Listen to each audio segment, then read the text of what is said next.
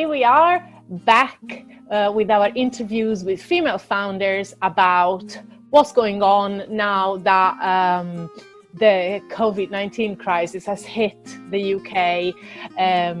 I am having a series of interviews with female founders of all trades and backgrounds to ask them how they're doing and how has the coronavirus impacted their business, if it has. So today I'm here with Ree, and she is going to introduce herself because she can do it far better than what I can. So over to you. Hi, my name's Ree. I am the founder of Reins Clothing. We're a children's clothing brand. We call ourselves conscious children's wear, but we hope to be as sustainable as any business can. We like to use fun designs, and we're a female-led business, so we use female designers, and yeah, that's us really. We're really fun and very, very brand new. So when did you launch? We launched at the end. The plan was to launch before December, and we had a few setbacks with the company. So we launched at the end of February, beginning of March this year. So very, very new business. So brand. Yeah. So how were things going before all the lockdown and the virus hit us, and what's going on now?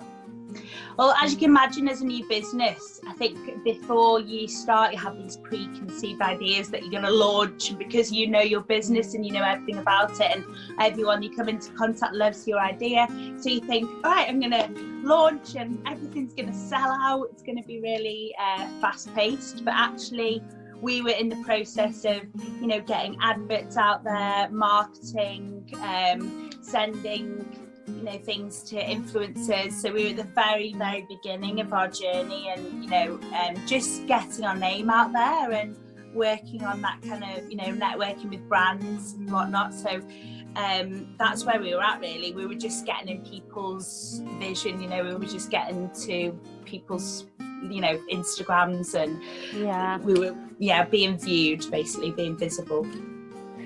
Okay, so then this happened. Obviously, the coronavirus and the lockdown hit, and I suppose you being dependent on suppliers is not just you, but it's also you're caught in a chain. So what changed for you, and how are things now?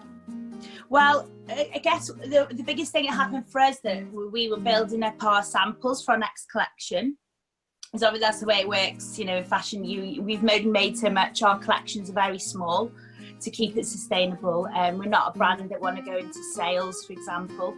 So we kept everything really small, and we were building up our samples. So and that kind of stopped dead, because the raincoat fabric is only made in China and India, and we went with China because they use mainly machines to make the fabric, so you don't have to worry about people working in factories and what kind of life they have, so we kept it like that for that reason. And then everything's shipped to the UK, and then we work with the manufacturers in Birmingham, so they make everything for us. So once we couldn't make the samples, everything kind of stopped. I just had to stop and just go, okay, where do we go now? What happens now? And at the moment, it's just, I've kind of just had to put the brakes on and decide that, we're going into summer, I'm selling coats. So I'm going to start picking it up when this blows over as well. And also there's a really thin line between, we're at a point where we're advertising a lot and we want people to see our product, but also you have to be sensitive to what's going on for people. They don't really want to see, products that they can't afford maybe at the moment or whatever. So it's just navigating that process of being visible, letting people know about us, but also not being too sales driven. And I suppose with yours being an outdoors product, it's even more difficult, because obviously now we're not exactly spending our free time. So it's about keeping yourself visible for you and your business at the moment, and really putting the word out there that you exist. I suppose I was chatting about this with someone else the other day, and I suppose after this, there is going to be some kind of post-war effect, isn't it? Yeah. When people start going out again and going for Yeah. camping trips and things like that. So your product might actually be one of the ones that will benefit at the end of this, because people are going to start going out and enjoying outside, outdoors life. So it is important for you to be visible at this time, because people will remember when they start properly spending money again. yeah, when they've got it. Yeah, definitely. I mean, I think that's what I'm trying and be positive always, and try and look at the positives. And for me, I'm trying to highlight the fact that we're a really good quality, item. We sell things that will last, that you can pass down, that will, everyone will be interested in, and it's something different. And we hope that post this pandemic, that people will be looking to support smaller businesses, and hopefully, and businesses that aren't harming the earth and that are sustainable, and that's where we kind of will benefit, hopefully. Yes. Yeah. I'm sure we will. As you know, I'm a big fan of sustainable businesses and independent businesses, so I am hoping for the same. And I think this is what people are realizing, that in this kind of moments, they are turning to the local grocer, the local fruit shop, and fishmonger, because they are the ones who can actually deliver what you want right now, instead of obviously the big chains for everything. I mean, I'm talking from clothes to everything now. Mostly big chains are unavailable because their supply has stopped. And I've seen so many independents, even local businesses around me, who have reinvented themselves, doing deliveries and doing offers, and I think people will remember this. They will remember the personal touch of the independence. So definitely, yes. So about getting visible and staying out there, is there anything new you have implemented, for example, on social media, that you weren't doing before and you're doing now?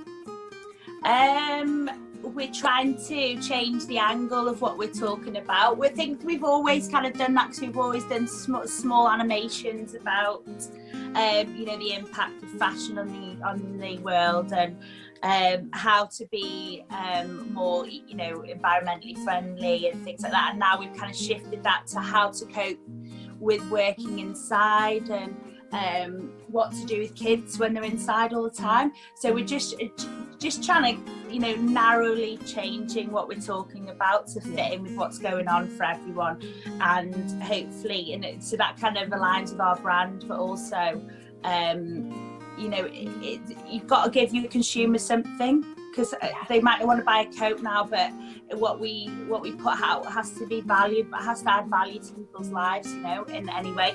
And that's actually something that we strive to be. I do strive to be like quite a community-led business. I do want to at some point offer a percentage of our profits to charities, yes, that are looking after the ocean and getting rid of, helping the plastic pandemic, but also working closely with community projects that are close to home to us in Liverpool. There's children on our doorstep that are struggling to eat at the moment because they're at home. So things like that really are really important to us, and we hope that when we're making money that we can help benefit our community as well as the greater community. And I hope this is very soon. Yeah, me too. So I would like you to end this with 3 positives. 3 positive things that have come out of this for you. It can be in business, in life, in anything you want, but 3 positives that you can identify in all of this, in all of the pandemic and the whole of the coronavirus situation. Okay, so I guess I've just realised we have got a really good product. After all this, I thought we've got a wonderful product with a beautiful design, and it's really good quality, and that's really positive for us, because it's just built up the belief we have in our business, Another positive, I actually really like my children, and I don't mind being with them. That's all very the time. Important. That's been a positive, and quite, because I've always worked, so it's really nice to spend so much time, and they're what's important, the people around you, or even not necessarily people, your environment. If it's a positive one, we're so lucky and blessed, to have those things in our lives, and that the world's healing a little bit, that people not trampling all over it at the moment is having a positive effect on its biodiversity and dolphins in Venice. Yeah, exactly. So yeah, I think there's always positives, isn't there? I think. Yeah, I agree, and this is why I always want to end on 3 positives, because I have found a lot of positive things are amongst all of this, so it's very important to focus on what's happening. That's good, I think, because we will get through this, so we might as well doing it, moaning as little as possible. Yeah, I think so. Yeah. So if people want to come and have a look at your product, give you a follow on the various social media, where do they come?